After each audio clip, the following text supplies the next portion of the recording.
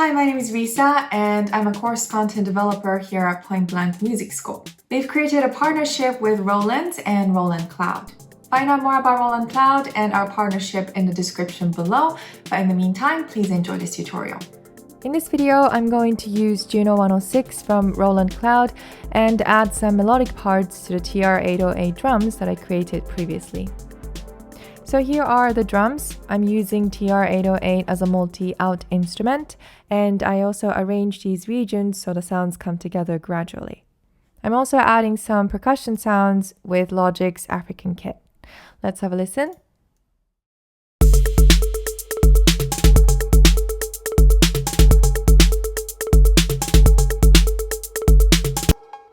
And now I will add JUNO-106.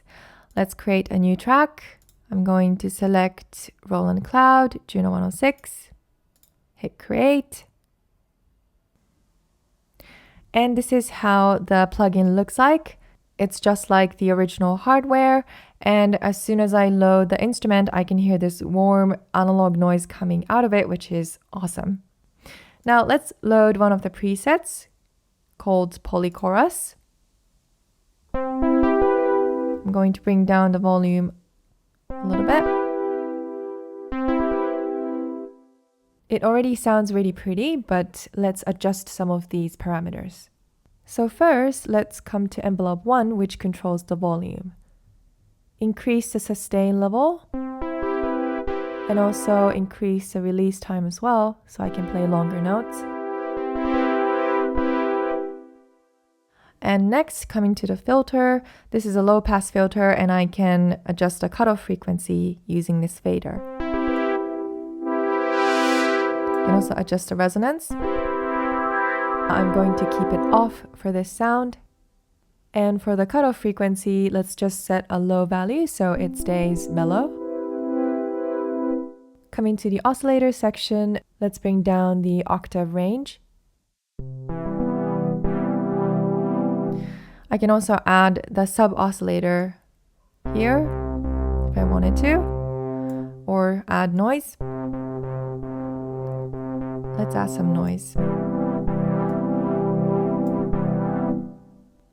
And down here I can add portamento, which is a pitch sliding effect at the start of the note. I can just demonstrate it here.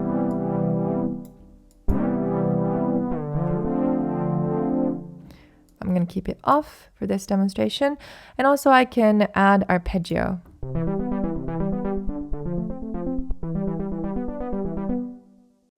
Coming to the effects section, you can see that I can add reverb, delay, chorus, and other effects as well, including distortion, overdrive, and so on, but I'm going to choose chorus too.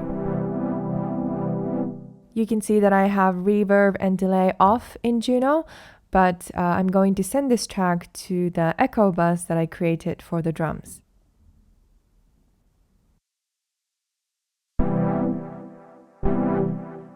Now let's close this and record the chords.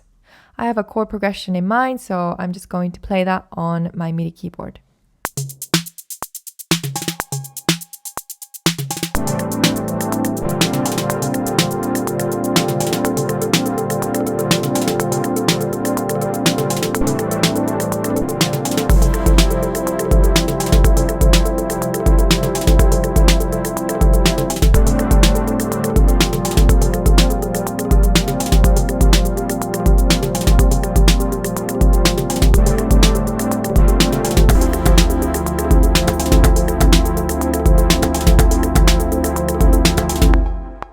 Alright, let's take a look. Right away, I'm going to quantize these notes. And let's make sure that there are no overlapping notes like these.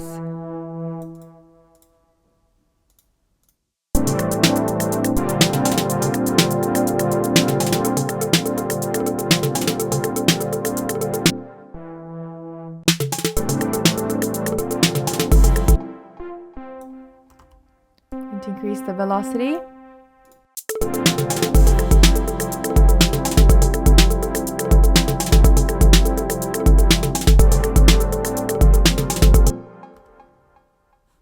Let's cut this note here. And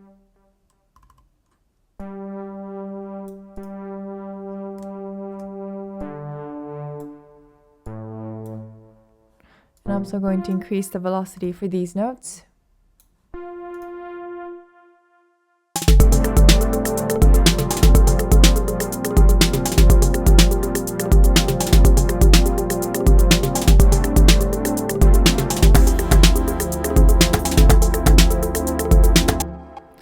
Cool. So because of the sustain notes, it sounds a little bit plain, and I think we need to add more movement. So what I'm going to do is automate some of the parameters. Let's open the Juno 106 window again. And I'm going to press A on my keyboard and open the automation track. Let's choose latch mode, which will let me record my movements with knobs and faders. The first parameter I want to automate is the cutoff frequency for the filter. Let's play the track in latch mode and move this fader. There's no need to record for the entire chord progression because once I touch the fader, Logic has automatically set VCF cutoff frequency as the parameter to automate, so I can just edit the automation points manually. Let's start really low and bring this all the way up to around 160. And I also want to create a midpoint, so I'm going to place an automation point here. So it will come down once and build up again towards the end. Now I'm going to bring up the tool menu and choose the automation curve tool so I can apply these curves, and there's a steeper rise towards the end. Let's have a listen.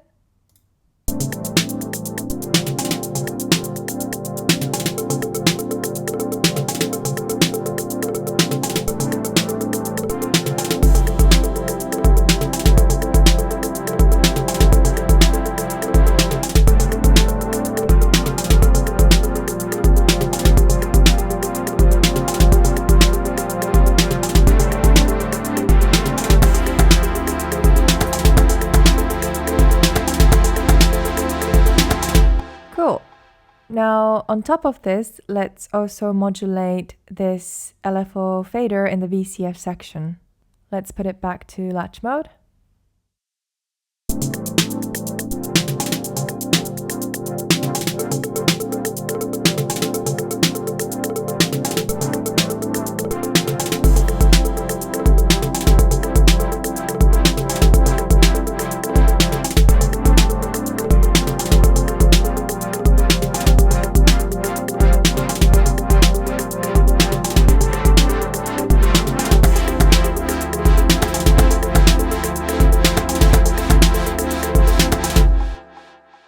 Great. Let's add one more. I'm going to modulate the LFO speed. Let's see how that sounds.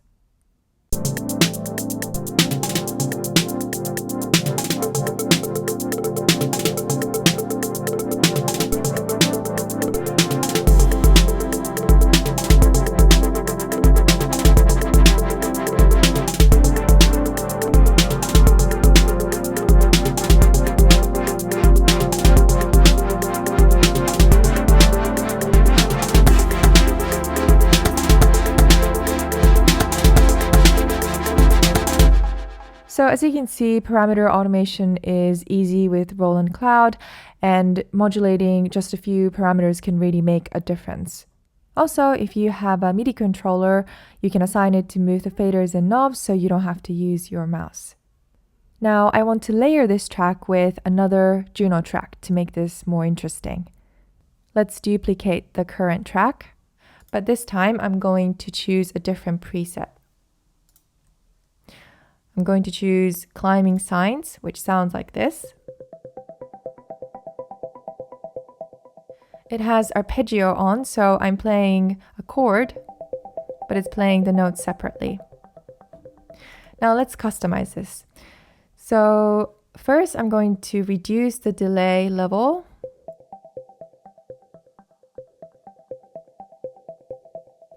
And for the delay time, choose eighth note dotted. Coming to the arpeggio section, I'm going to increase the rate to 16th note and also choose unison to make the sound thicker. Coming to the VCF section next, let's reduce the resonance. It's layering a higher pitch on top of the oscillator.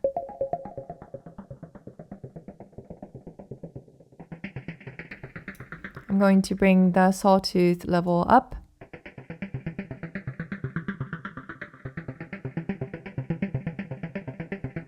And bring the pitch range up as well.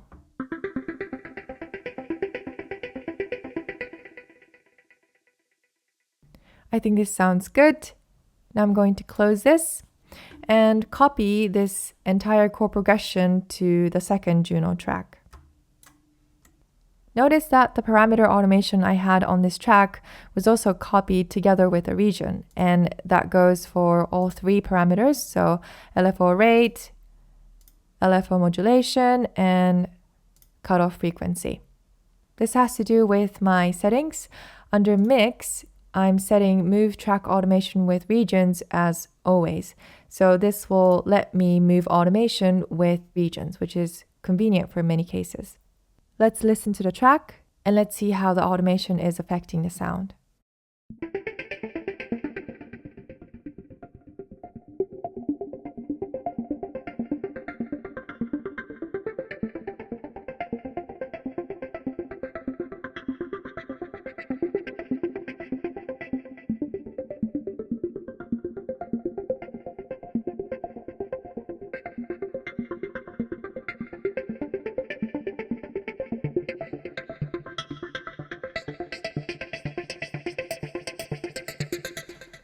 So even though I'm using the exact same region for this track, because of the arpeggio and the different sound settings, it's sounding completely different.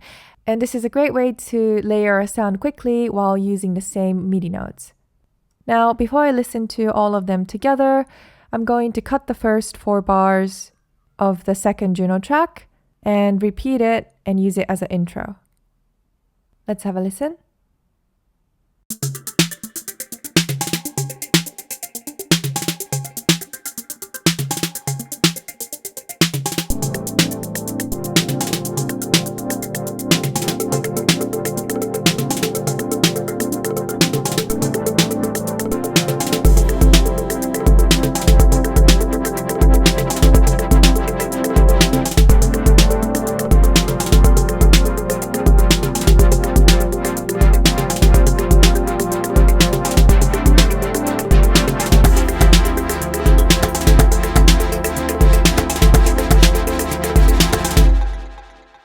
That's it for this video. Thanks for watching.